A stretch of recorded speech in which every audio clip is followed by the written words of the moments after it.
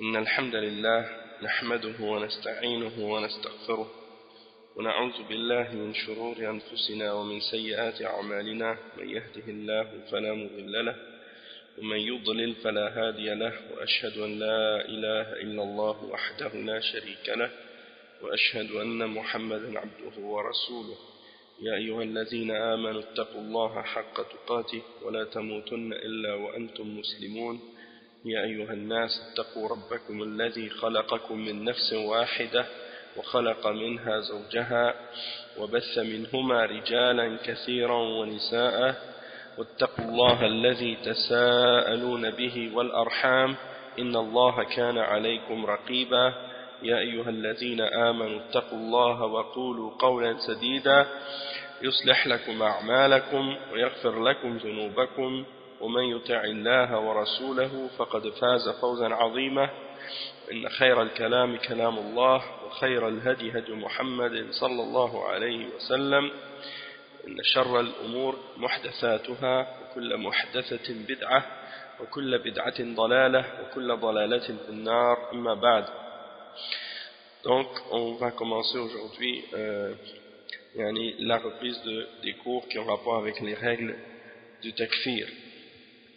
Et c'est pour remplacer les trois premiers cours dans l'explication de Sharh Nawaqid al-Islam, l'explication des choses qui annulent l'islam de quelqu'un. On avait fait du livre de Cheikh Saleh Al-Fawzan qui expliquait ce sujet très important. Et le sujet du takfir, c'est un sujet très dangereux, c'est un sujet qui est très important aussi pour le musulman, parce que c'est relié avec les fondements de sa foi, les fondements de sa religion. Et en principe, chaque musulman est supposé de savoir qu'est-ce que c'est l'islam et qu'est-ce qui fait que quelqu'un entre dans l'islam et qu'est-ce qui fait que quelqu'un en sort.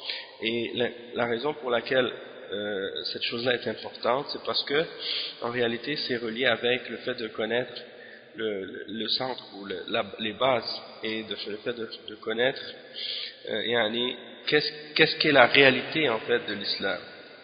Puisque si quelqu'un ignore qu'est-ce qui fait rentrer dans l'islam et qu'est-ce qui en fait sortir, eh bien il risque d'en sortir sans même le savoir.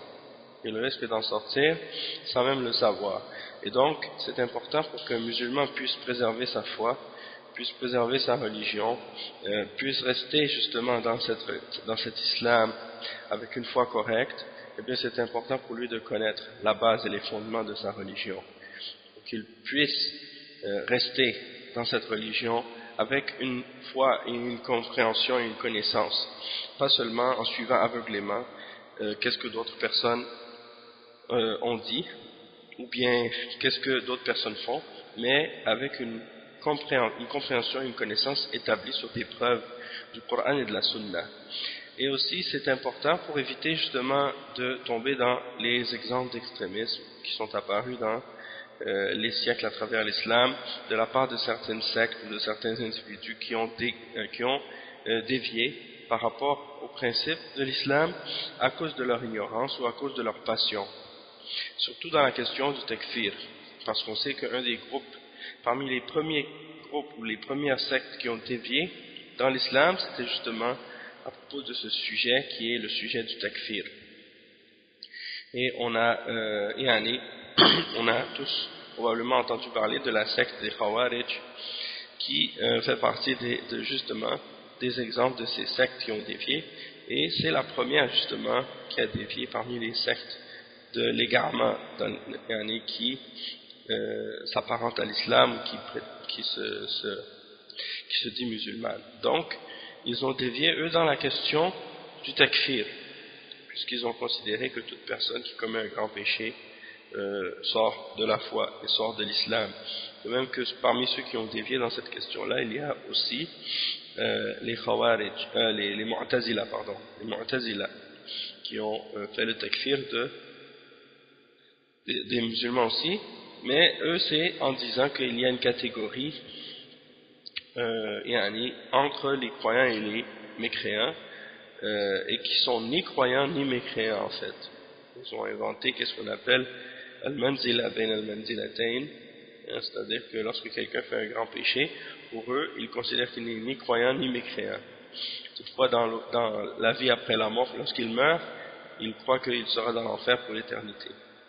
Donc ils rejoignent les Khawarij, sur ce point-là.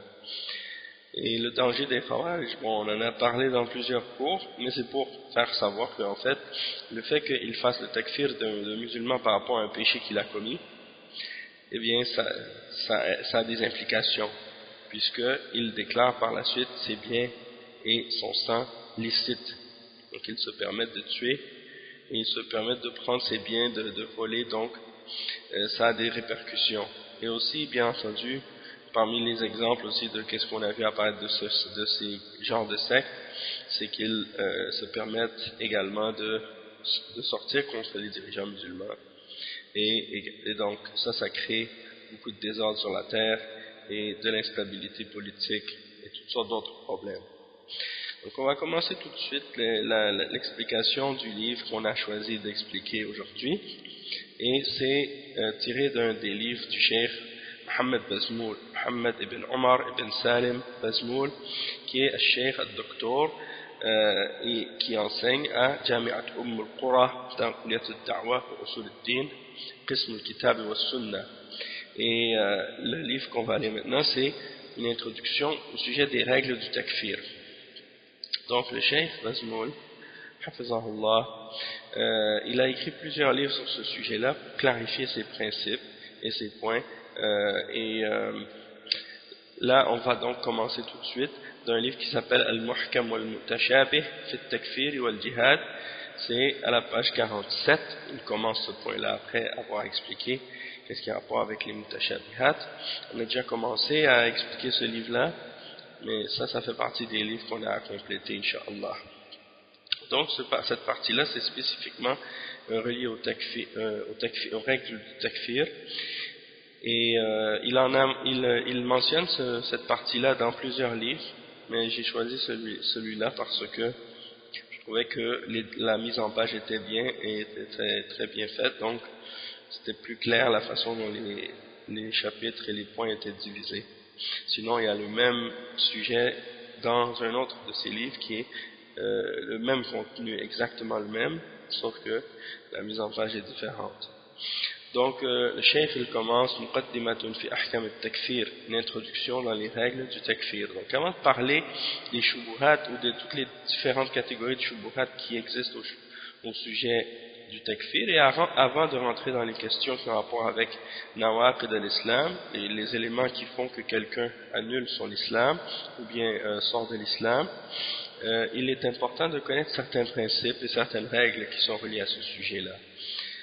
Et en connaissant ces règles et ces principes-là, qui sont des règles et des principes établis par les ulama d'Ahl al-Sunnah wal Jama'a, en se basant sur les preuves du Coran et de la Sunna, eh bien, ça évite à quelqu'un de tomber justement dans des erreurs de compréhension ou dans des erreurs d'interprétation par rapport à qu'est-ce qui a rapport avec le takfir. Et il y a aussi, bon, on n'en a pas parlé tout à l'heure, mais il y a d'autres catégories de personnes qui ont dévié dans le takfir aussi, c'est les murji'a, c'est l'opposé des khawarij, et eux aussi ils ont dévié à cause de leur ignorance et de leur passion, et ils sont allés même jusqu'à dire que du moment que quelqu'un dit qu'il a la foi ou qu'il croit, il pense que la foi c'est seulement qu'est-ce qui est dans le cœur, puis que les paroles et les actions ne font pas partie de l'islam, ne font pas partie de la foi, puisque les paroles et les actions ne font pas partie de la foi. Donc, pour eux, que quelqu'un fasse quelque chose ou dise quelque chose, ça n'a pas d'effet sur sa foi. C'est seulement ce qu'il dit avec ça. Il y en a qui considèrent que c'est seulement ce qu'il dit avec sa bouche qui compte, et d'autres qui disent que c'est seulement ce qui est dans le cœur. Donc, il peut faire n'importe quoi par la suite, ça ne diminue pas sa foi et ça ne l'affecte pas. Donc ça c'est un autre extrême. Bon, le cheikh il a divisé son explication en différents points, puis il y a une petite introduction. Donc le cheikh il commence par parler du verdict lui-même du takfir. Hukm al-takfir. Takfir al-muslim bidun al-mukaffir wa bidun iqamat al-hujja haram. والدليل عليه ما جاء عن أبي هريرة أن رسول الله صلى الله عليه وسلم قال إذا قال الرجل لأخيه يا كافر فقد باء به أحدهما. وعن عبد الله بن دينار أنه سمع ابن عمر رضي الله عنه يقول قال رسول الله صلى الله عليه وسلم أيما امرئ قال لأخيه يا كافر فقد باء بها أحدهما إن كان كما قال وإلا رجعت عليه. وعن ثابت ابن الضحاك عن النبي صلى الله عليه وسلم قال من حلف بملة غير الإسلام كاذبا فهو كما قال ومن قتل نفسه بشيء عذب به في نار جهنم ولعن المؤمن ولعن المؤمن كقتله ومن رمى مؤمنا بكفر فهو كقتله. نعم. Donc le verdict du takfir. Le cheikh il explique que le takfir, de faire le takfir d'un musulman sans qu'il y ait un élément qu'il ait commis qui soit kufr, ou sans établir la preuve contre lui, et sans établir la preuve contre lui par rapport à ce kufr, c'est quelque chose qui est haram. Et la preuve de ça, c'est ce qui a été rapporté dans plusieurs hadiths, et il rapporte premièrement le hadith d'Abu Huraira radiyallahu anhu, que le prophète Mohammed sallallahu alayhi wa sallam a dit, lorsqu'un homme dit à son frère ô kafir, ou ô toi le kafir, alors cette parole revient sur un des deux. Cette parole revient sur un des deux. C'est rapporté par Al-Bukhari, et donc le hadith, le numéro c'est 6103. C'est un hadith bien connu. Une autre version de ce hadith, rapportée selon Abdullah ibn Dinar, il dit qu'il a entendu Ibn Omar qui disait que le messager d'Allah sallallahu alayhi wa sallam a dit toute personne qui dit à son frère ô kafir, alors cette parole retombe sur un des deux. Si la personne qui l'a dit à l'autre, cette description-là, ça s'applique à elle réellement, alors il est tel que la personne l'a dit. Sinon, si cette parole-là ne s'applique pas à lui, alors elle revient sur la personne qui l'a dit. C'est-à-dire, si la personne a dit à quelqu'un d'autre, il y a un kafir, eh bien, soit qu'elle va tomber sur un des deux. Si la personne qui l'a dit à propos de l'autre a dit vrai, et que ça s'applique réellement sur elle, eh bien, cette parole-là, elle s'applique à lui, il est tel que la personne l'a dit. Toutefois, si la personne dit ça à propos de l'autre et que c'est pas vrai, et que ça s'applique pas à la personne, eh bien, cette parole retourne contre lui, en fait. Donc, ça montre le danger de prononcer ou de dire à propos de quelqu'un qu'il est kafir sans preuve et sans avoir établi des preuves. وعن ثابت ابن الضحاك عن النبي صلى الله عليه وسلم. Donc, un autre hadith qui est apporté selon Thabit ibn Dhahhak. Il dit que le prophète sallallahu alayhi wa sallam a dit celui qui jure par une religion autre que l'islam de façon mensongère, alors il est tel qu'il l'a dit. Celui qui se tue lui-même en utilisant un instrument ou une arme quelconque, il sera châtié dans l'enfer par cette chose par laquelle il s'est tué dans l'enfer. Et celui qui maudit un croyant, c'est comme s'il l'avait tué. Et celui qui accuse un croyant d'être mécréant, d'avoir du kufr, c'est comme si il l'avait tué. Et ça aussi c'est rapporté par Al-Bukhari, et le précédent aussi était rapporté par Al-Bukhari. Il est rapporté également par Muslim. Donc c'est des hadiths de la plus haute authenticité dans leur degré. Le cheikh dit ensuite ضوابط التكفير وشروطه. Donc maintenant il va parler des règles qui ont rapport avec le takfir et des conditions qui sont reliées au takfir. Donc le cheikh il dit ومن أجل هذا الزجر العظيم الذي جاء في الأحاديث نهى العلماء عن تكفير المسلم وعظموا ذلك ووضعوا له العديد من الضوابط أسوق منها بعضها. Donc il dit le cheikh que étant donné que ce sujet-là est un sujet étant donné qu'est-ce qu'il mentionnait des blâmes très, très graves et des avertissements très graves qui sont mentionnés dans ces hadiths qu'on vient de lire. Les ulama ont interdit de faire le takfir d'un autre musulman et ils ont considéré ça comme étant quelque chose de très grave et de très sérieux, et pour éviter que les gens exagèrent dans les accusations de takfir de cette façon et de dépasser les limites, ils ont établi certaines règles et certains principes à suivre et à respecter, et il dit je vais vous les mentionner ou en mentionner quelques-uns. Donc il commence par le premier, التكفير. الضابط الأول التكفير حق الله تعالى ولرسوله، حق لله تعالى ولرسوله، ولا يجوز التقدم بين يدي الله ورسوله. قال تعالى يا أيها الذين آمنوا لا تقدموا بين يدي الله ورسوله اتقوا الله إن الله سميع عليم. فلا يطلق التكفير في مسألة أو على معين إلا بدليل من الكتاب والسنة. Donc le cheikh il explique que premièrement il faut comprendre que le takfir c'est un droit d'Allah et de son messager sallallahu alayhi wa sallam, et donc ce n'est pas permis de se mettre en avant d'Allah et en avant de son messager sallallahu alayhi wa sallam et de précéder Allah et son messager sallallahu alayhi wa sallam dans les questions qui ont rapport avec le takfir ou tout autre verdict dans les verdicts de la religion. C'est comme lorsque quelqu'un parle de religion de façon générale aussi, on n'a pas le droit de se mettre devant Allah et son messager. Ou bien quand on parle de religion, quand on fait des fatwas ou des choses comme ça, on n'a pas le droit de le faire sans science, et on n'a pas le droit non plus de le faire en se mettant en avant des preuves, en devançant les preuves, en se mettant en avant comme si on donne notre opinion et on place notre opinion personnelle ou nos jugements personnels devant les preuves du Coran et de la Sunna. Donc c'est ça ce que ça signifie ici. Et le cheikh il mentionne le verset 1 dans Surat Al-Hujurat, et ce verset là est une preuve de ça. Le verset dit: ô vous qui avez cru, ne précédez pas, ne vous mettez pas devant Allah et son messager, et craignez Allah. Allah est certes audient et omniscient.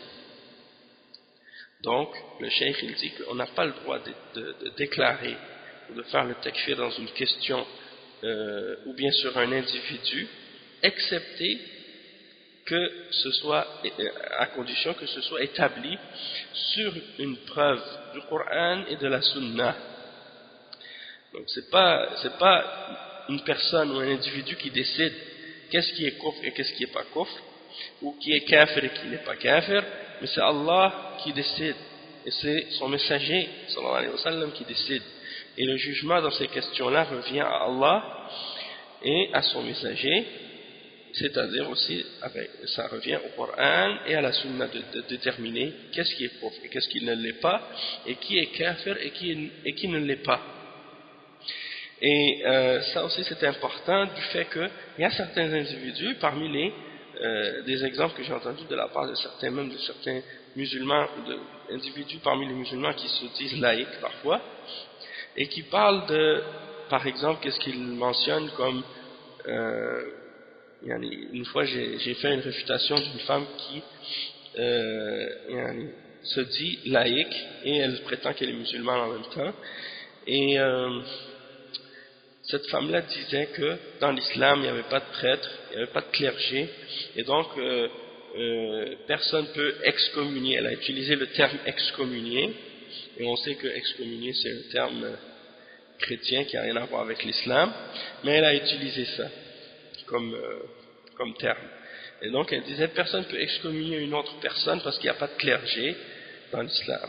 Et donc c'est juste pour expliquer en même temps que le verdict du takfir c'est quelque chose qui appartient à Allah et à son messager, et que c'est pas que ça veut dire que c'est interdit ou impossible qu'il y ait quelqu'un qui soit déclaré comme étant kafir, mais c'est pour dire que c'est quelque chose qui doit être établi sur des preuves du Coran et de la Sunna.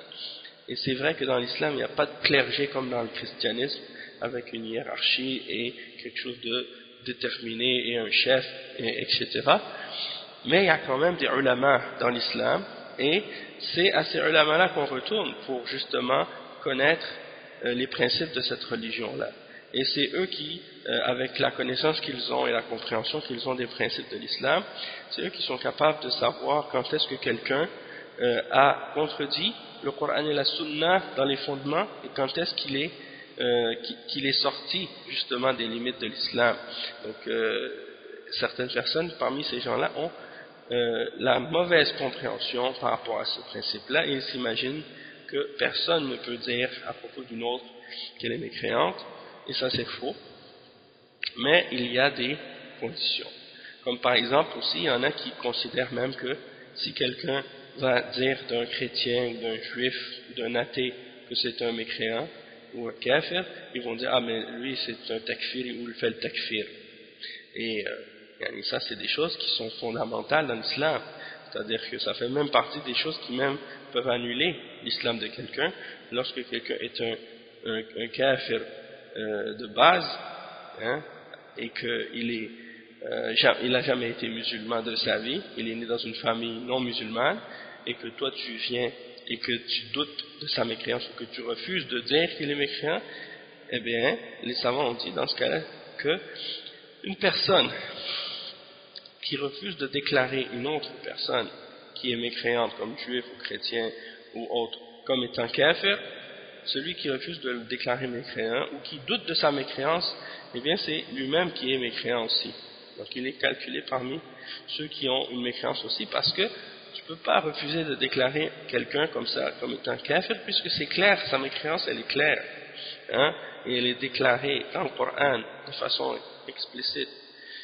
Et tu ne peux pas douter non plus, puisque si tu as des doutes en ça, ça veut dire que tu as un problème dans ta foi à toi-même.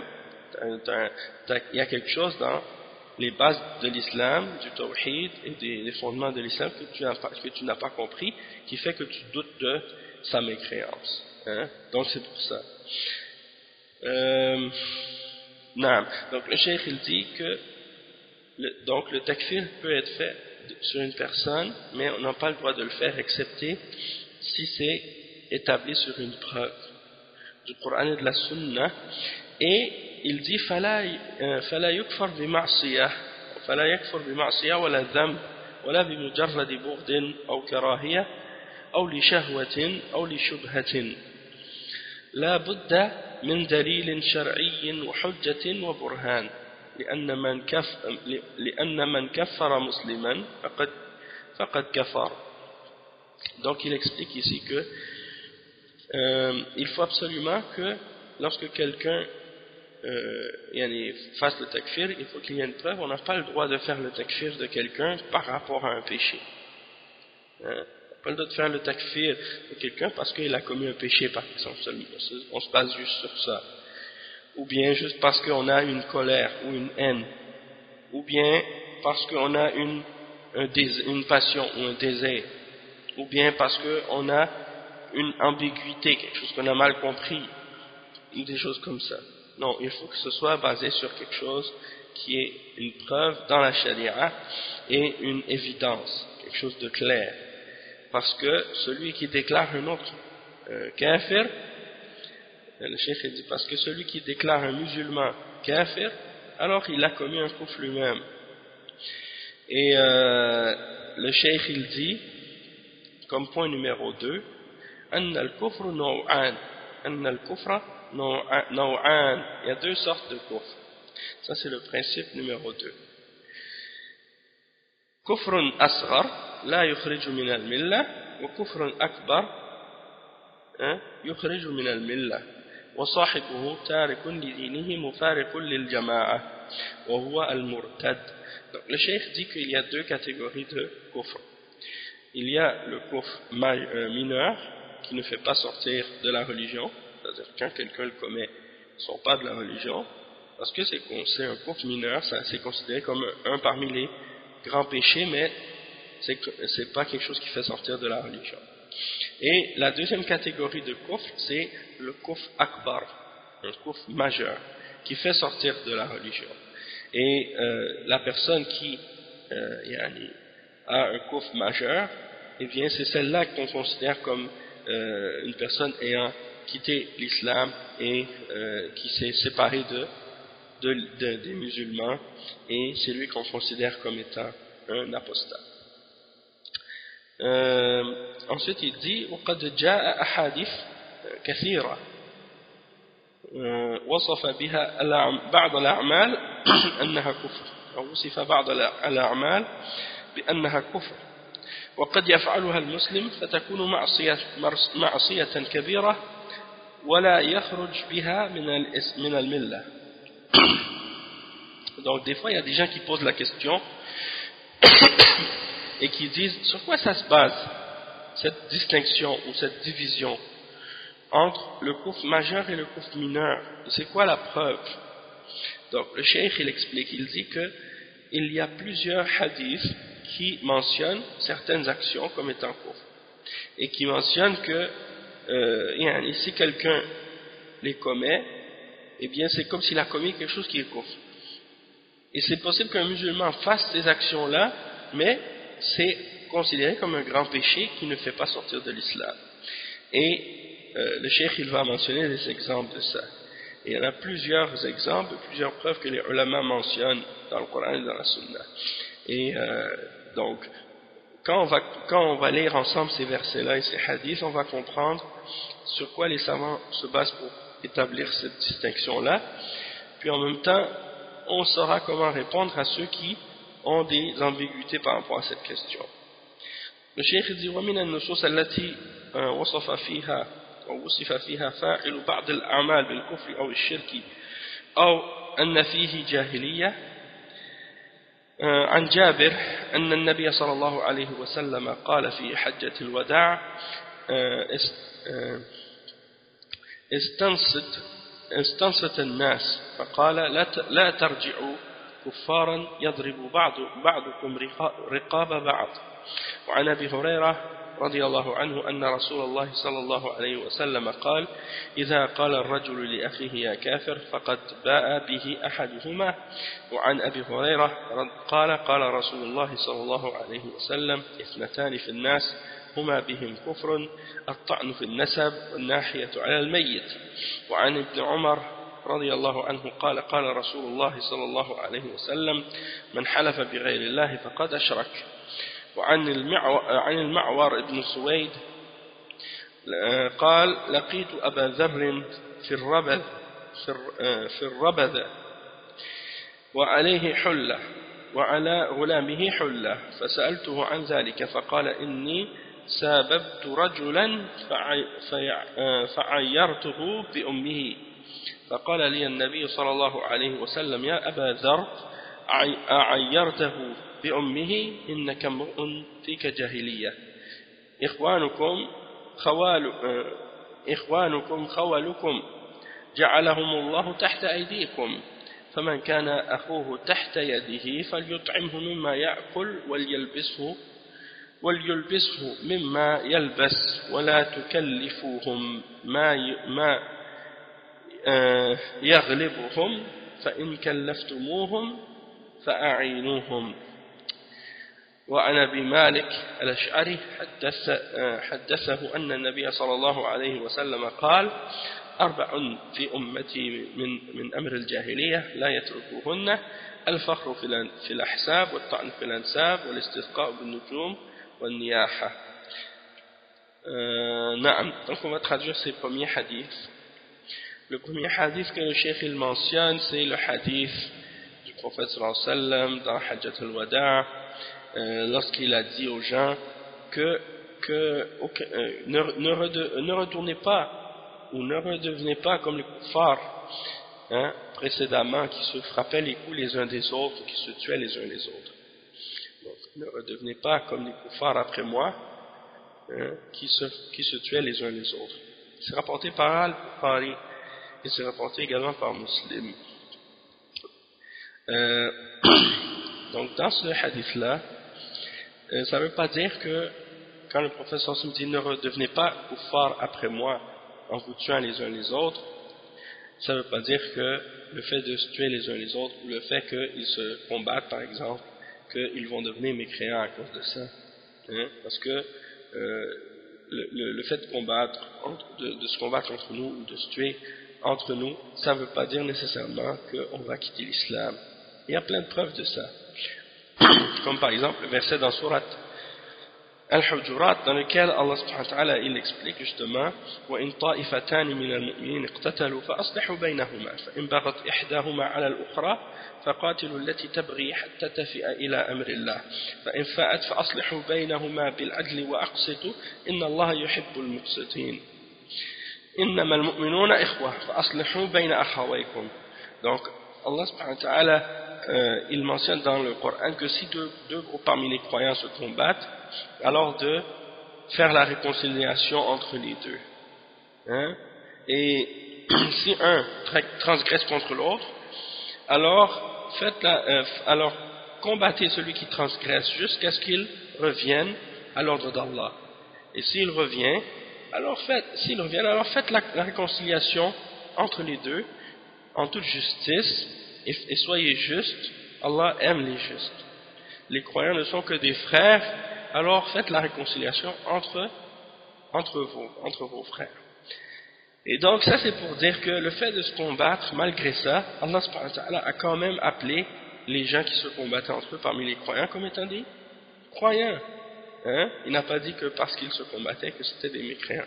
Donc c'est la preuve que quand on parle ici de kuffar, c'est-à-dire ne faites pas cette action-là qui est une action des kuffar, mais ça ne veut pas dire que si tu le fais tu vas nécessairement être un kafir toi-même. Hein, ça veut seulement dire que c'est une action qui est grave, qui est dangereuse et qui ressemble à l'action des kuffars, hein, parce que c'est les kuffars qui agissent comme ça. Mais ça ne veut pas dire que si tu le fais, tu vas être nécessairement un kafir. Mais c'est un grand péché. Hein. Ou bien ici, un autre hadith qui est rapporté, selon Abi Huraira, dans lequel le messager d'Allah sallallahu alayhi wa sallam a dit, si un homme dit à un autre homme, ô mécréant, ô kafir, alors cette parole revient sur un des deux. C'est-à-dire si un musulman dit ça à un autre musulman et que l'autre il dit ça à l'autre, eh bien ça revient sur un de ces deux-là. Selon Abi Huraira, un autre hadith aussi qui dit que il y a deux catégories des musulmans ou des gens parmi les musulmans qui ont en eux-mêmes deux caractéristiques parmi les caractéristiques qu'ils ont qui sont kufr. Il y a deux catégories de personnes qui ont en eux-mêmes une description, quelque chose qui fait partie de qu'est-ce qui est des caractéristiques des kuffars, qui est kufr. Le prophète sallallahu alayhi wa sallam l'a appelé comme étant kufr. Et il a dit, ces caractéristiques-là c'est quoi?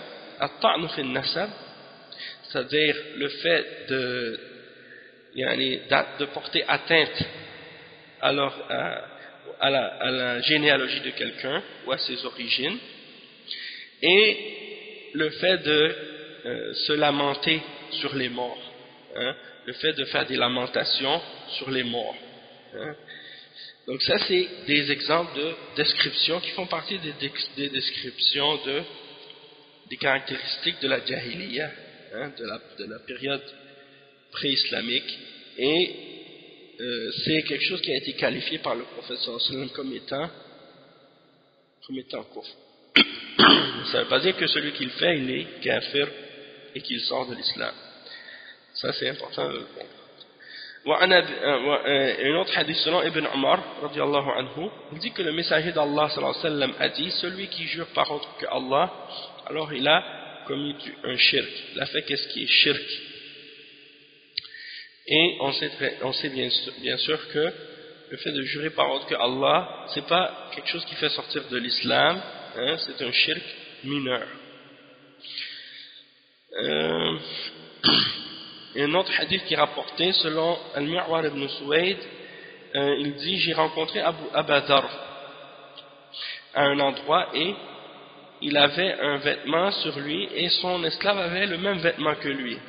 Alors il lui a demandé, comment ça se fait que vous avez tous les deux les mêmes vêtements que ton esclave, ton serviteur porte les mêmes vêtements que toi? Il a dit, j'ai insulté un homme en l'insultant par son origine ou par l'origine de sa mère. Et le prophète sallallahu alayhi wa sallam m'a dit: ô Aba Dharr, est-ce que tu l'as insulté à cause de sa mère, ou de l'origine de sa mère?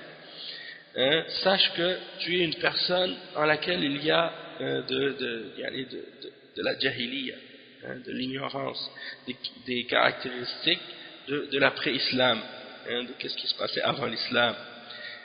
Donc ça a eu un impact sur lui. Lorsque le prophète sallallahu alayhi wa sallam lui a dit ça, il s'est senti mal et il a voulu corriger sa personne, et changer sa personne.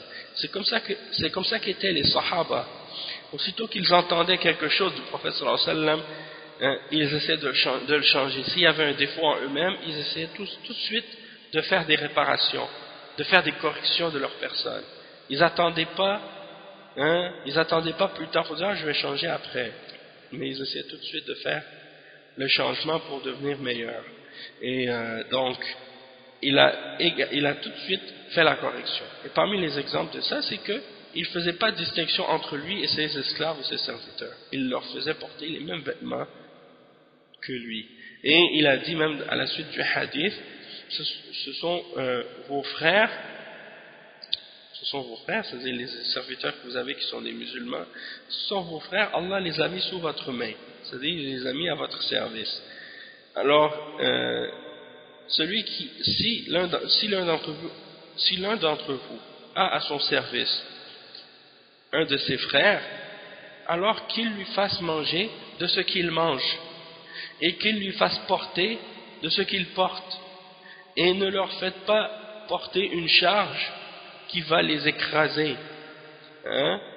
c'est-à-dire ne leur faites pas porter une charge trop lourde. Et si vous leur demandez de faire quelque chose, alors aidez-les dans cette tâche.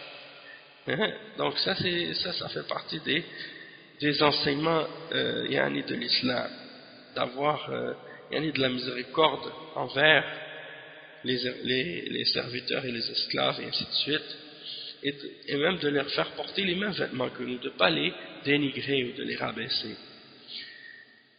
Donc ça c'est un hadith qui est rapporté par Al-Bukhari aussi, et il est rapporté également par Muslim. وعن أبي مالك الأشعري.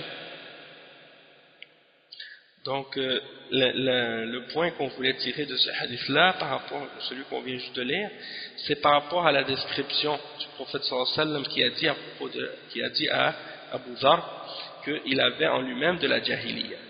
Et la jahiliya, c'est qu'est-ce qui est blâmable, et en général c'est quelque chose qui est pour désigner qu'est-ce qui est haram, qu'est-ce qui est kufr, qu'est-ce qui est shirk. Mais ça ne veut pas dire qu'on décrit quelqu'un comme ayant en lui-même de la jahiliya qu'il est kafir ou qu'il est sorti de l'islam. Et c'est ça le point, l'argument qui est tiré de ce hadith, puisque Abu Dharr était un musulman, et un des sahaba, et un parmi les meilleurs d'entre les sahaba. Et le prophète sallallahu alayhi wa sallam l'a décrit avec cette appellation de jahiliya. C'est pour montrer que quelqu'un peut avoir en lui cette description-là ou ces caractéristiques-là sans nécessairement sortir de l'islam. Comme le hadith qu'on va lire maintenant, qui est le hadith de Abu Malik al-Ash'ari, que le prophète sallallahu alayhi wa sallam lui a dit: il y a quatre caractéristiques dans ma umma qui font partie de la jahiliya et que les gens ne vont pas délaisser complètement. La première, c'est al-fakhru fil ahsab. La deuxième, c'est at-ta'nu fil ansab. La troisième, c'est al-istisqa'u bin nujum. Et la quatrième, c'est al-niyaha.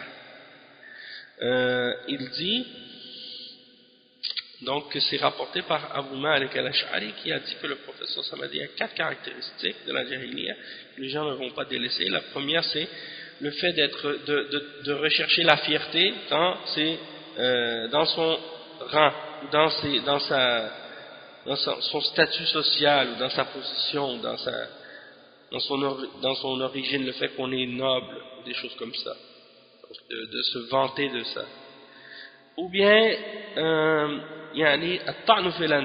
c'est-à-dire d'insulter les gens par rapport à leur origine, ou par rapport à leur généalogie, ou par rapport à leur classe sociale ou des choses comme ça, de rabaisser les gens de cette façon. Ça fait partie de la jahiliya aussi. Le troisième, c'est al-istisqa bin nujum, c'est-à-dire c'est des formes de shirk mineurs, comme par exemple le fait d'attribuer la pluie aux étoiles, par exemple. Ça fait partie des paroles que les gens disent sans nécessairement y croire, hein, mais ils le prononcent, et ça fait partie des formes de shirk asghar, des formes de shirk mineurs. Et dans certains cas, ça peut être majeur aussi, dans certains exemples, mais sinon les gens ils disent souvent ça sans même nécessairement y croire, et c'est pour ça que ça fait partie des formes de shirk de la parole. Et si vous retournez au Sharh de Kitab al-Tawhid, il y a un chapitre à ce sujet-là. Et An-Niyaha, c'est le fait de se lamenter, de faire des lamentations lorsque quelqu'un meurt. Hein? Et à l'époque, même à l'époque avant l'islam, et même dans plusieurs peuples aussi, il y avait des gens qui, lorsque quelqu'un meurt, sont des spécialistes pour pleurer ou pour se lamenter parmi les femmes, et on les payait pour venir pleurer dans leur funérailles, hein? On les payait pour ça, et ça faisait partie des traditions des gens, et l'islam est venu interdire ça. Il dit وقال النائحة إذا لم تتب قبل موتها تقام يوم القيامة وعليها سربال من قطران ودرع من جرب. C'est rapporté par Muslim. C'est un hadith qui dit que la personne qui fait des lamentations, si elle ne s'est pas repentie avant sa mort, elle va être ressuscitée au jour de la résurrection avec un vêtement de goudron et avec une robe de gale. C'est rapporté par l'imam Muslim dans Kitab al-Janaiz. Et il dit وَمِنَ النُّصُوصِ الَّتِي جَاءَ وَصْفُ مَنْ فَعَلَ بَعْضَ الْأَعْمَالِ بِأَنَّهُ لَا يُؤْمِنُ. Donc ça c'est une autre catégorie. Donc il faut comprendre en fait que qu'est-ce qui est shirk ou kufr asghar, qu'est-ce qui est shirk mineur ou kufr mineur, ou qu'est-ce qui est décrit comme étant jahiliya. Une des raisons pour lesquelles on peut comprendre que ces choses-là ne sont pas des kufr majeurs, c'est parce que il y a d'autres preuves dans les textes qui montrent que ces choses-là ne font pas sortir de l'islam. Comme le premier exemple qu'on vous a mentionné, c'est le hadith qui disait « Ne redevenez pas mécréants après moi, ne redevenez pas comme des mécréants après moi en vous tuant les uns les autres. » Ça, c'est la preuve que le prophète a décrit ceux qui faisaient ça comme étant des kuffars. La tarji'u ba'di kuffaran yadribu ba'dukum riqaba ba'd. Mais en même temps, il y a des preuves dans les versets dans le Coran et dans d'autres hadiths qui mentionnent que ça, c'est pas quelque chose qui fait nécessairement sortir de l'islam. Donc, on en déduit par ça que c'est une forme de kufr qui est mineure. Donc, ça, c'est un exemple. Ensuite, il dit وَمِنَ النُّصُوصِ الَّتِي جاء وصف من فعل بعض الأعمال بأنه لا يؤمن. Donc ça c'est une autre catégorie de textes aussi qui sont parfois mal compris de la part de certains. Et c'est les hadiths qui mentionnent que certaines actions, lorsque quelqu'un les fait, il n'est pas croyant. Donc il y en a qui ont compris ces hadiths-là et ils ont pensé que ça voulait dire que la personne n'a pas de foi du tout, c'est-à-dire pour eux, ils pensent que la personne devient mécréante et sort de l'islam, ou qu'elle n'a plus de foi du tout. Et c'est pas ce que signifie en fait ces hadiths-là, parce qu'il y en a plusieurs. Et le cheikh il en cite plusieurs comme exemple. Il dit وعن أبي شريح أن النبي صلى الله عليه وسلم قال والله لا يؤمن والله لا يؤمن والله لا يؤمن قيل ومن يا رسول الله قال الذي لا يأمن جاره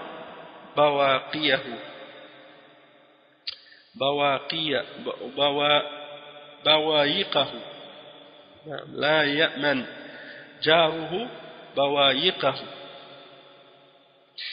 Donc c'est un hadith qui mentionne selon Shuraih que le prophète sallallahu alayhi wa sallam a dit, il a juré 3 fois, il a dit par Allah il n'est pas croyant, par Allah il n'est pas croyant, par Allah il n'est pas croyant.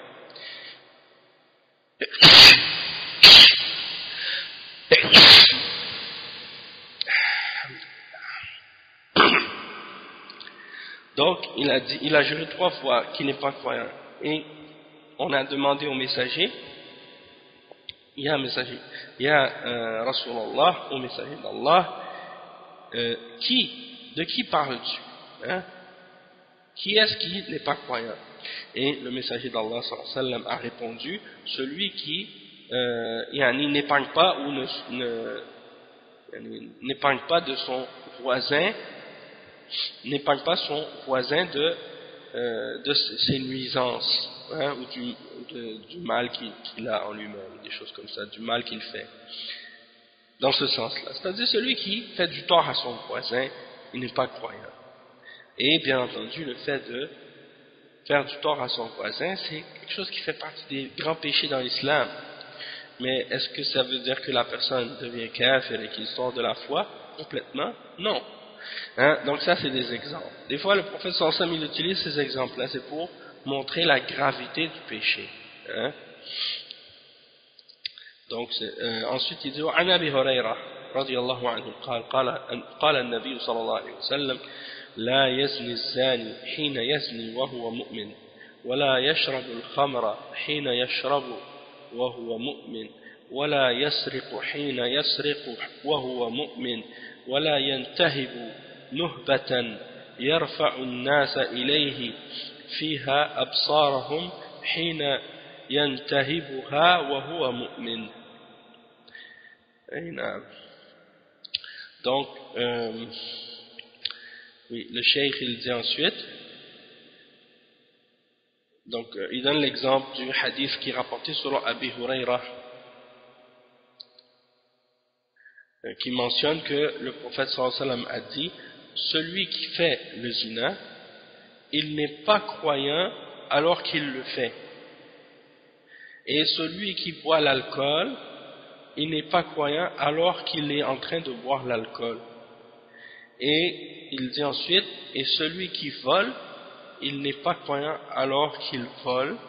Et la fin du hadith, donc, ولا ينتهب نهبة يرفع الناس إليه فيها أبصارهم حين ينتهبها وهو مؤمن. Comment on dit ça en français? C'est comme celui qui prend les biens des autres. Celui qui prend les biens des autres, mais sans nécessairement comme le voleur. La différence, le voleur c'est celui qui vole quelque chose sans que les gens s'aperçoivent, hein, ou bien en l'absence des gens, il prend leur propriété ou leur possession, tandis que celui qui prend les choses sur les gens par force, hein, il leur vole leurs biens, mais en leur enlevant directement par force. Il ne fait pas ça subtilement ou en se cachant. Il vient à quelqu'un, puis il le prend, puis il lui enlève. Donc c'est ça ce que, je crois que la fin, c'est ça ce que ça signifie. Que celui qui fait ça, il n'est pas un croyant. وعن أنس عن النبي صلى الله عليه وسلم قال لا يؤمن أحدكم حتى يحب لأخيه ما يحب لنفسه. Ça aussi c'est un autre hadith comme ça, que le prophète sallallahu alayhi wa sallam a dit, nul d'entre vous n'est croyant tant qu'il aime pour son frère ce qu'il aime pour lui-même. Est-ce que ce hadith là, ça veut dire que si quelqu'un il n'aime pas pour son frère ce qu'il aime pour lui-même, il sort de l'islam, il devient mécréant? Hein? Bien sûr que non. Donc on va voir les détails de ça. Un autre exemple aussi de ce genre de hadith, عن أبي شريح أن النبي صلى الله عليه وسلم قال والله لا يؤمن والله لا يؤمن والله لا يؤمن قيل ومن يا رسول الله قال الذي لا يأمن جاره بوائقه. Ça c'est le même hadith que celui qu'on a mentionné tout à l'heure. إذ ومن النصوص التي جاء فيها ذكر أعمال وصف فاعلها بأن فيه خصلة من النفاق. Donc il y a d'autres textes dans la Sharia, dans la Sunna, qui montrent que certains péchés ou certaines actions, celui qui les fait, il est décrit comme ayant en lui-même une forme d'hypocrisie, de nifaq.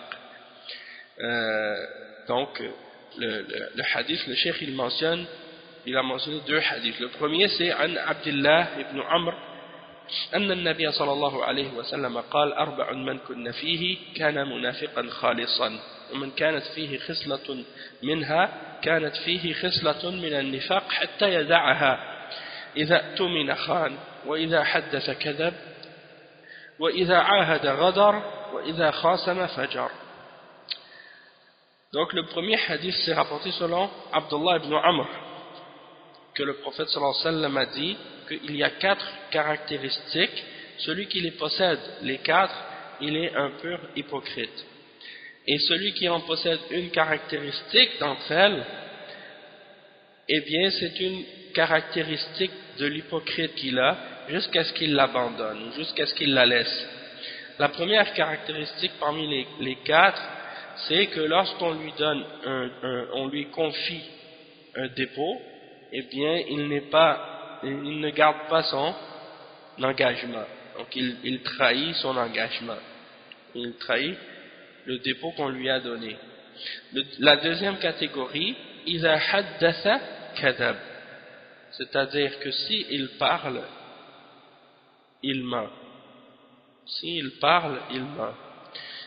وإذا عاهد غدر, s'il donne une promesse, il prend un serment, eh bien il trahit son serment. Il donne un serment qu'il va faire quelque chose, il trahit son serment. وإذا خاصم فجر. Donc si il a une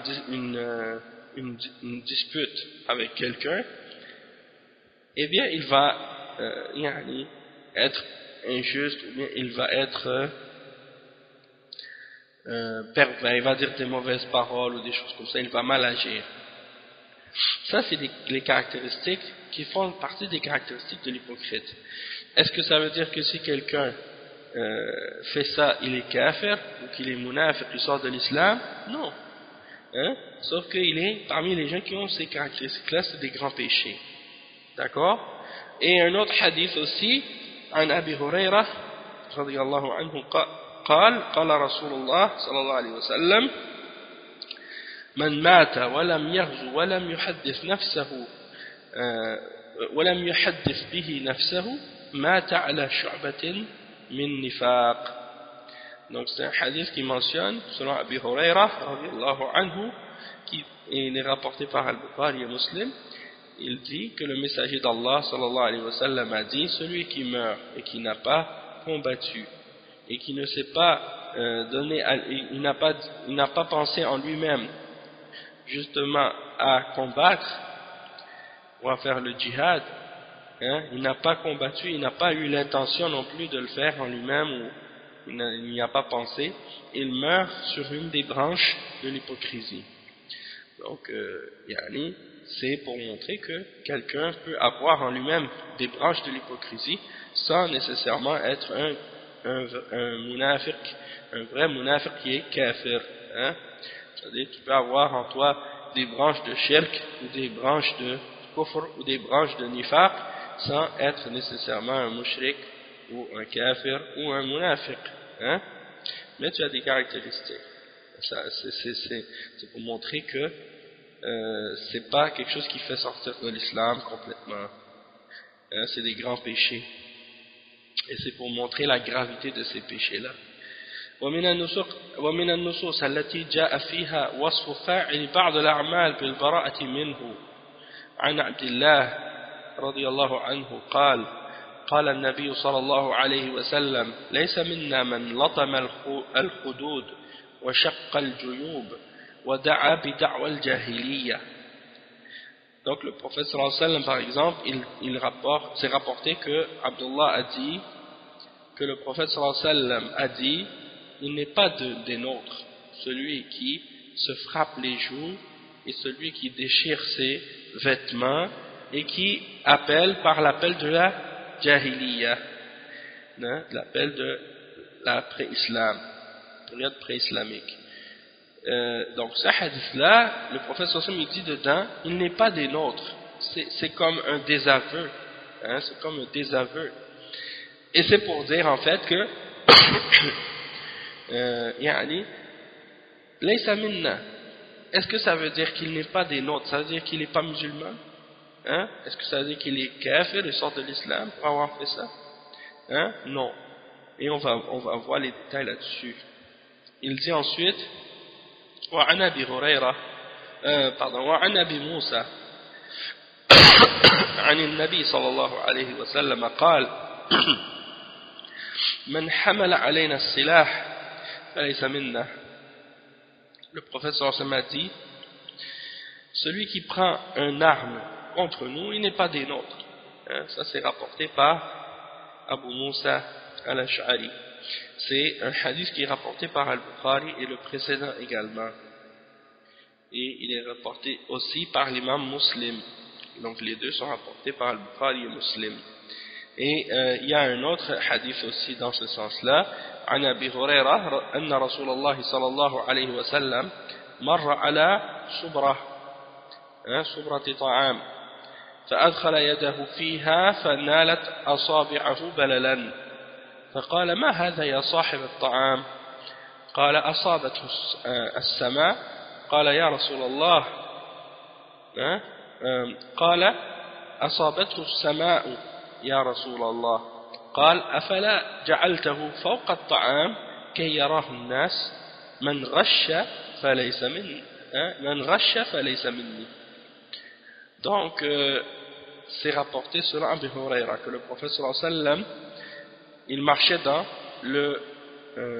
le marché.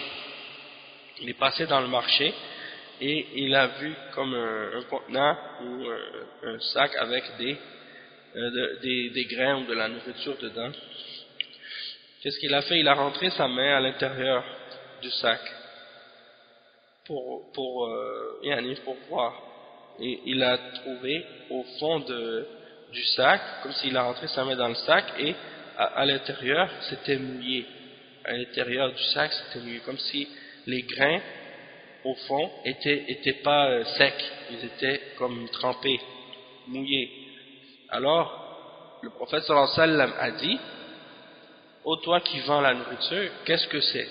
Comment ça se fait que les grains à l'intérieur, en dessous, sont mouillés? Et le prophète, la personne a répondu au messager d'Allah: la pluie est tombée dessus.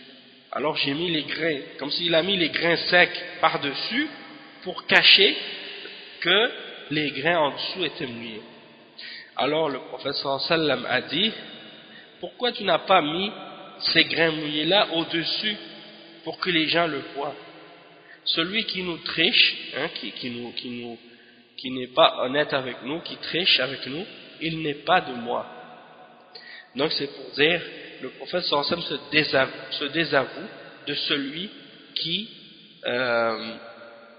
trahit ou trompe les autres et triche avec les autres dans les transactions, dans le commerce ou dans d'autres domaines. Donc on doit être honnête dans le commerce. On n'a pas le droit de tricher, on n'a pas le droit de tricher les autres et de leur mentir pour vendre des choses. Donc ça c'est des enseignements islamiques. Et donc qu'est-ce que signifie le fait de dire, le fait que le prophète sallallahu alayhi wa sallam dise: il n'est pas de moi, il n'est pas des nôtres? Qu'est-ce que ça veut dire?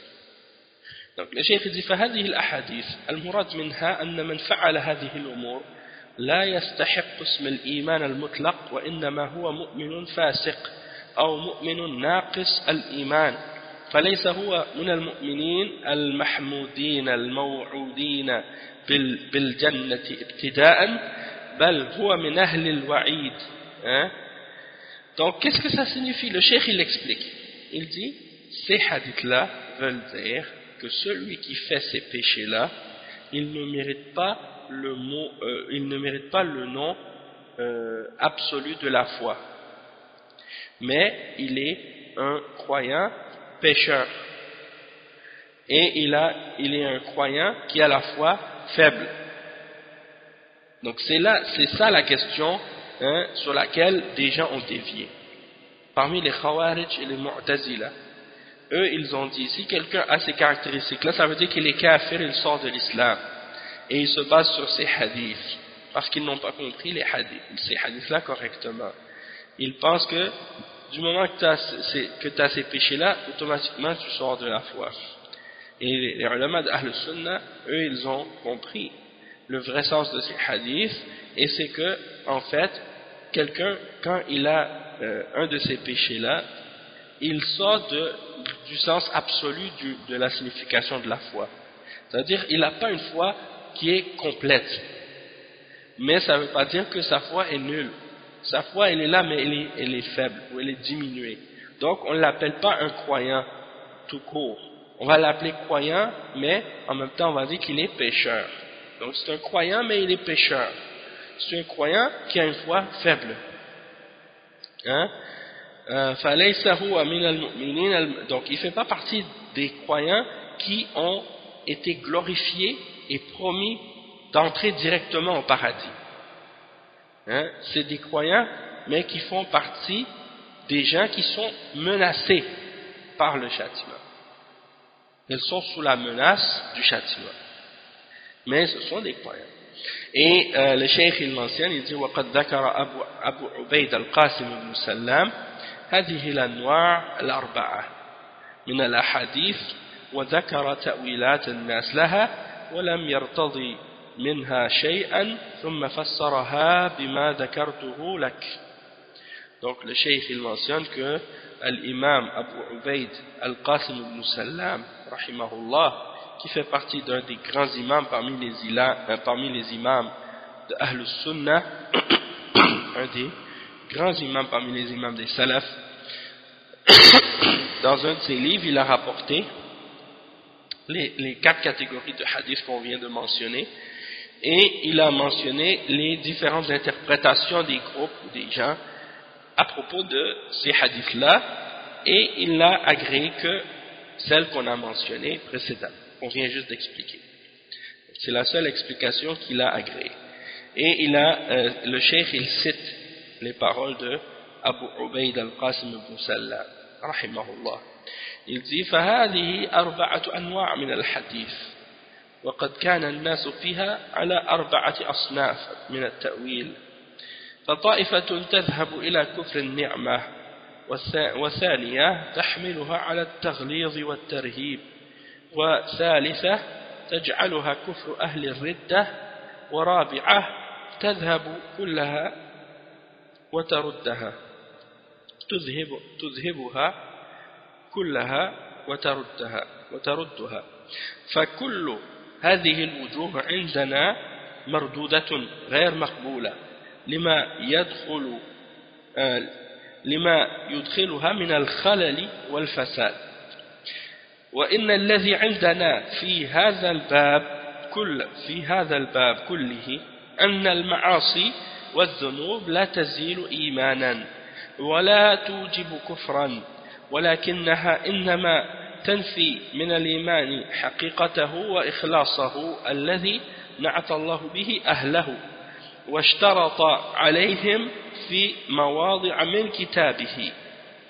Donc le cheikh il mentionne, Al-Qasim ibn Sallam il mentionne que ces 4 catégories de hadith, les gens sont divisés en 4 catégories dans leurs interprétations par rapport à ces hadiths-là. Un groupe a interprété ces hadiths-là comme étant le kufr de comment on dit, le kufr ni'ma, ça veut dire l'ingratitude.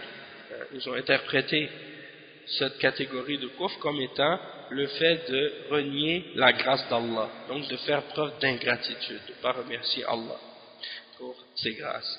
La deuxième catégorie, ils l'ont interprété comme étant des hadiths qui sont là pour montrer la gravité puis pour faire peur seulement, hein, pour éloigner les gens de ces péchés-là.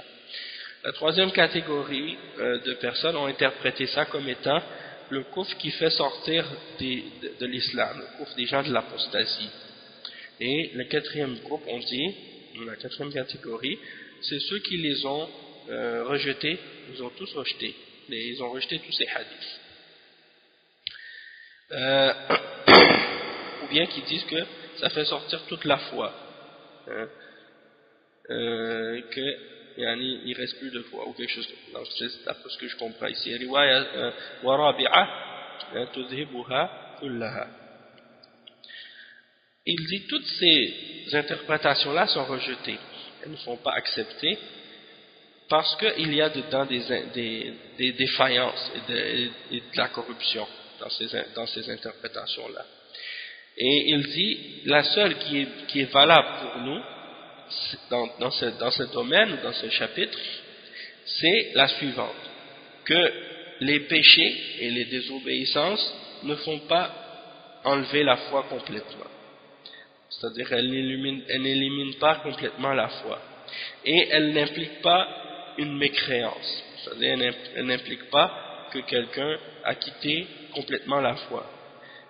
Il dit que c'est quelque chose qui en réalité ne fait que nier la foi dans sa réalité et dans sa perfection, dans sa pureté. La foi la foi réelle ou complète que Allah a attribuée aux croyants dans les versets et pour lequel il a établi les conditions dans différents endroits de son livre. C'est-à-dire que ces hadiths-là viennent nier la perfection de la foi, la réalité de la foi des gens qui sont déclarés dans le Coran comme étant ceux qui vont faire partie des gens du paradis directement, ou des gens qui font partie des croyants dans la révélation. Mais ils n'ont pas perdu la foi entièrement, c'est juste que leur foi elle est faible, elle est diminuée. Et le cheikh dit فإن قال قائل كيف يجوز أن يقال ليس بمؤمن واسم الإيمان غير زائل عنه قيل هذا كلام العرب المستفيض عندنا من غير المستنكر في إزالة العمل عن عامله إذا كان عمله على غير حقيقته. ألا ترى أنهم يقولون للصانع إذا كان ليس بمحكم لعمله ما صنعت شيئا ولا عملت عملا، وإنما وقع معناها هنا على نفي التجويد لا على الصنعة نفسها، فهو عندهم عامل بالاسم وغير عامل في الإتقان. Donc le cheikh il explique, parce si quelqu'un pose la question comment peut-on dire à quelqu'un qu'il n'est pas croyant, dire de quelqu'un qui n'est pas croyant, puis ensuite dire que la foi elle n'est pas complètement enlevée, il n'a pas complètement perdu la foi, parce que dans les hadiths c'est mentionné que telle personne ou celui qui fait telle action il n'est pas croyant. Donc, comment on peut dire ça puis ensuite dire qu'il n'a pas complètement perdu la foi? Sa foi, il a encore la foi mais elle est diminuée. Comment on peut dire ça? Et le cheikh il répond, il dit ça vient de la façon dont les Arabes s'expriment. C'est-à-dire dans la langue arabe, c'est des choses comme ça se dit, et c'est normal. Ça fait partie de la façon dont le langage arabe fonctionne. Et c'est comme ça, quand les Arabes entendent ce genre de paroles, ils comprennent tout de suite que ça ne veut pas dire la négation complète de la foi, par exemple. Il donne l'exemple, il dit que il dit comme par exemple من غير المستفيض عندنا من غير المستنكر في إزالة العمل عن عامله. Donc il dit que dans la langue arabe par exemple c'est connu, on peut dire à propos de quelqu'un qui ne fait pas un travail bien que c'est comme s'il ne l'avait pas fait. Il dit, ne vois-tu pas que, à propos de quelqu'un qui fabrique quelque chose ou qui est un artisan par exemple, mais qu'il ne fait pas un bon travail, on va dire, ah, t'as rien fait. Cette action-là, c'est comme si tu n'avais rien fait. Et ça ne veut pas dire qu'il n'a pas fait le travail, mais ça veut dire qu'il ne l'a pas fait comme il faut ou bien. Et donc, dans le langage arabe, c'est courant de dire à propos de quelqu'un qui ne fait pas quelque chose correctement ou bien, que c'est comme s'il n'avait rien fait. Et donc, c'est pas la négation de la chose, de l'action elle-même qui est voulue, mais la négation de sa perfection ou de son perfectionnement.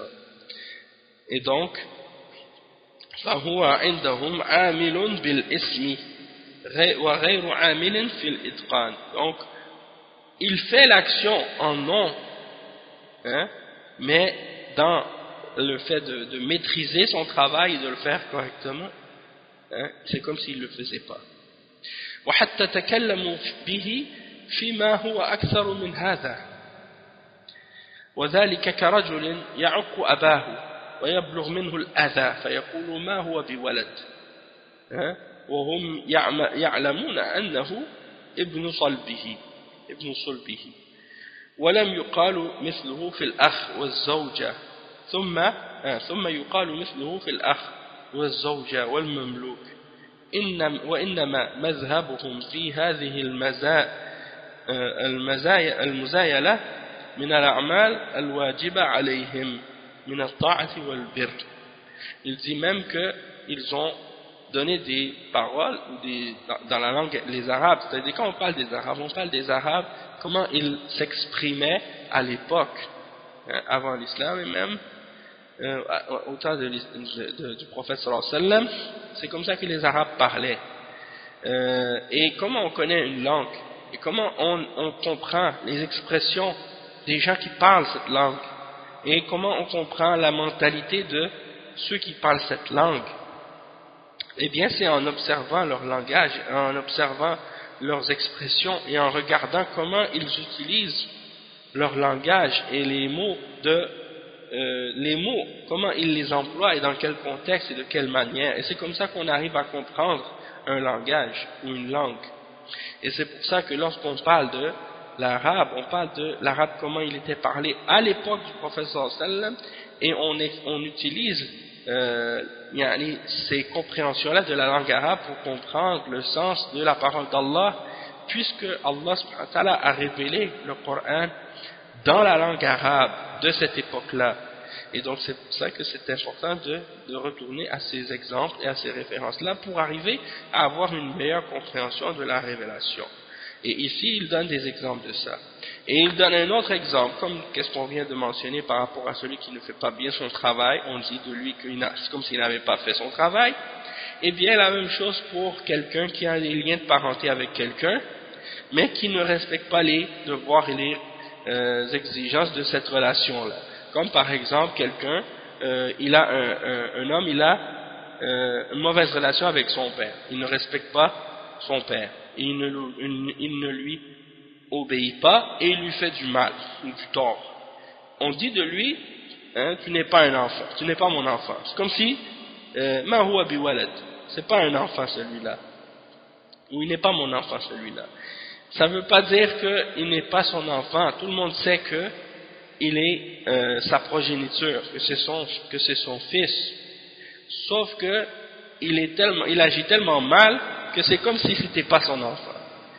Ou bien la même chose peut être dit par rapport au frère ou de l'épouse ou l'esclave ou des choses comme ça. Les gens utilisent ces expressions-là. Ah, ils disent au frère par exemple, toi t'es pas mon frère. Ça ne veut pas dire que c'est pas son frère. Hein, ça veut dire que la façon qu'il agit, c'est comme s'il n'était pas son frère. Il n'agit pas bien avec lui. Donc c'est des exemples. Et l'épouse, c'est la même chose. Donc c'est pas pour nier la réalité du lien de fraternité ou du lien de paternité, mais c'est pour montrer que les obligations qui sont reliées à cette relation-là, lorsqu'elles ne sont pas présentes, c'est comme si ça montre qu'il y a une défaillance ou une imperfection ou quelque chose qui n'est pas complet dans cette relation-là, parce qu'il n'y a pas l'obéissance qui est reliée, il n'y a pas la bonté, hein, et l'obéissance qui est reliée avec. أما النكاح والرق والانساب فعلى ما كانت عليه أماكنها وأسماؤها. فكذلك هذه الذنوب التي ينفى بها الإيمان إنما أحبطت الحقائق منه وإنما أحبطت الحقائق منه الشرائع التي هي من صفاته. أما الأسماء فعلى ما كانت قبل ذلك ولا يقال لهم إلا مؤمنون وبه الحكم عليه.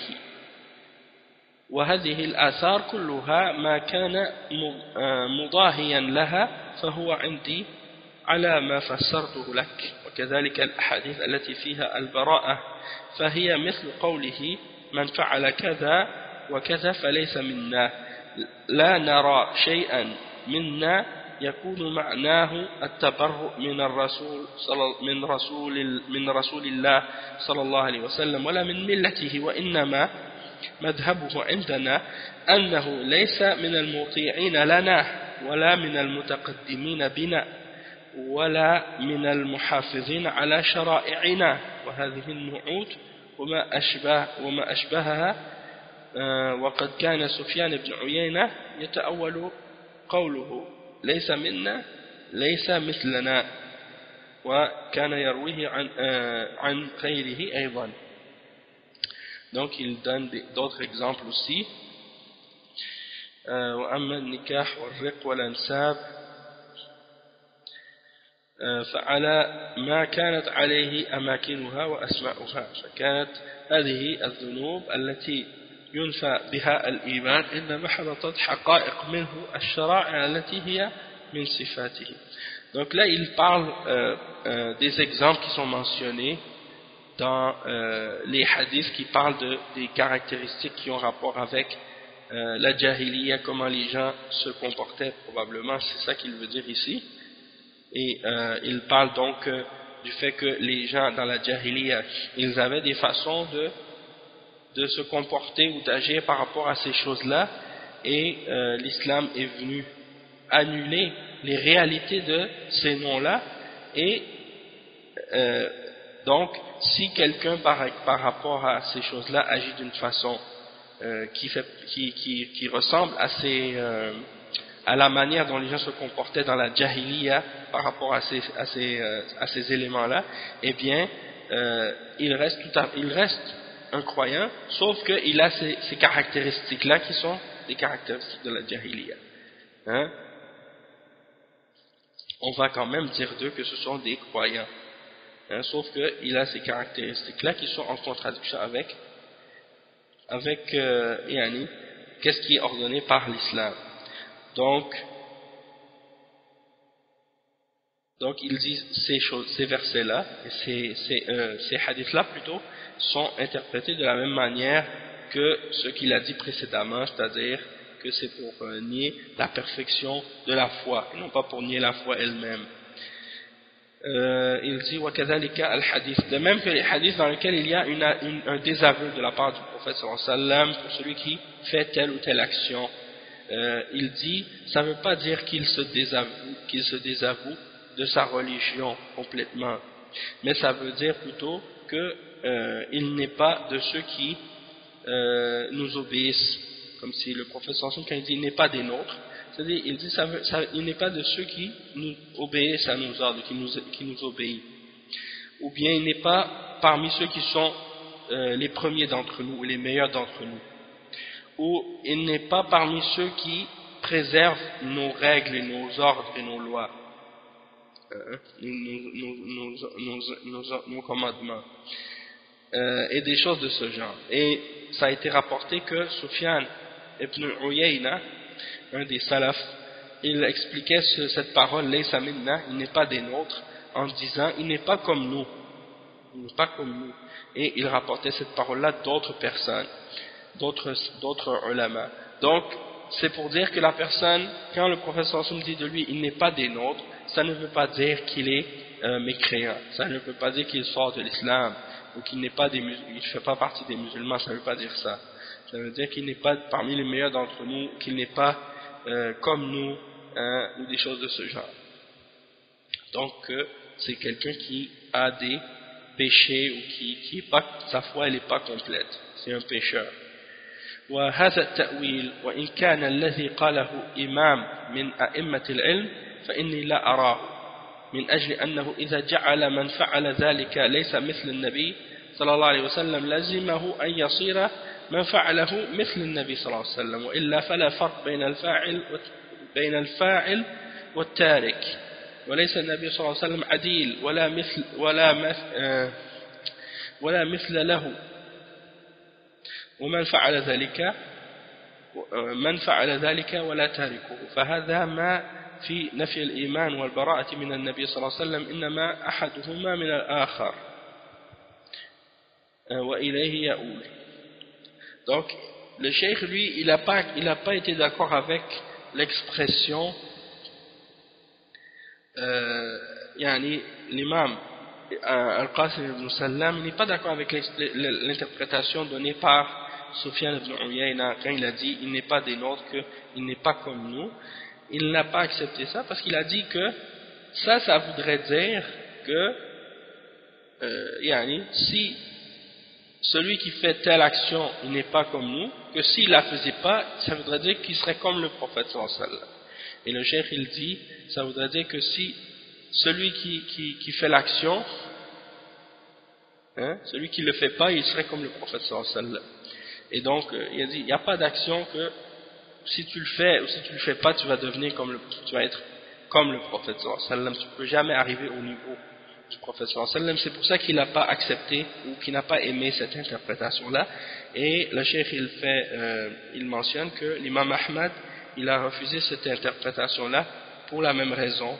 Et c'est mentionné dans Majmu' Fatawa. Mais le cheikh il dit mais il a interprété cette parole de la même manière que qu'est-ce qu'on a dit tout à l'heure, c'est-à-dire il n'est pas parmi les meilleurs d'entre nous ou il n'est pas parmi ceux qui obéissent à nos ordres ou qui préservent nos commandements ou ainsi de suite. Ensuite il dit wa amma al-athar al-marwiyat بذكر الكفر والشرك ووجوبهما بالمعاصي فإن معناها عندنا ليست تثبت على أهلها كفرا ولا شركا يزيلان الإيمان عن صاحبه وإنما وجوهها أنها من الأخلاق والسنن التي عليها الكفار والمشركون وقد وجدنا لهذين النوعين من الدلائل في الكتاب والسنة نحو مما وجدنا في النوعين الأولين وأما الفرقان. Donc le cheikh dit en ce qui concerne les hadiths qui mentionnent que certains péchés sont kufr ou sont shirk, il dit que ces hadiths-là ne signifient pas qu'on doit appliquer ou affirmer à ces gens-là qui ont commis ces péchés-là le kufr ou le shirk qui annule complètement leur foi, mais seulement les comportements, qu'ils ont les comportements ou les caractéristiques des kuffars et des mushrikines. Mais ça ne veut pas dire qu'ils sont des kuffars et des mushrikines. Et ça c'est un point important aussi. Des fois quelqu'un il va dire à une autre personne la façon que tu agis comme un kafir, ou bien la façon que tu agis comme les mushrikines. Et la personne elle prend la parole, elle dit tu es en train de me traiter de kafir, ou tu es en train de me traiter de mushrik. Non, ça ne veut pas dire que qu'on t'a traité de kafir ou de mushrik, mais ça veut dire qu'on a dit que ta façon d'agir c'est la façon qui est semblable à celle de ces gens-là. Donc tu as une de leurs caractéristiques, et c'est ça que signifie ces hadiths-là en fait.